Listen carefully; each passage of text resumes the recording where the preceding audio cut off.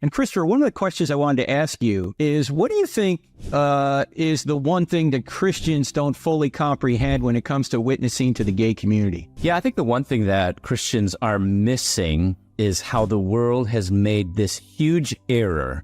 And it's not just they don't understand that this is sinful behavior. I believe even a bigger error is how the world and now Christians are conflating sexuality with personhood, where it's no longer, if you were asked someone who identifies as gay, whether they say they're Christian or not, you're asked them, what do you mean? They will not say, this is what I feel. They will not say, this is what I do. What they're going to say is, this is who I am. That word who reveals this huge error.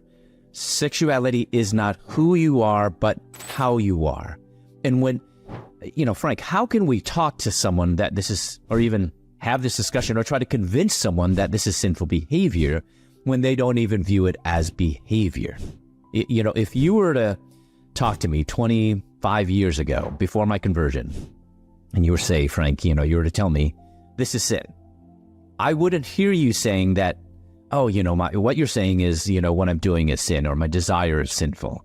I would hear you say that my whole person from head to toe is reprehensible to you and to God, because I could not hate my sin without hating myself.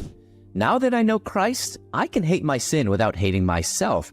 And when there is this huge error, this confusion of making your desire who you are, you can't separate their sexuality from the person, which is why people get so offended. We say this is sin, and we think, I'm just calling this, that your behavior is sinful. Why are you taking it so personally? Because it is very personal for them. It is who they are. It is their person. So I think we need to understand that and how we got there. And I talk about from mid-1800s how we have made it our feelings, our desires, our experience part of who we are. Not only part, it has become almost completely who we are. That's why even gender, a self-perception, how I view myself, how does this self-perception all of a sudden become who you are? See, in the past, we could separate that. I could say, okay, I have these thoughts and my feelings, and I realize that not every thought that I have is right or true or good.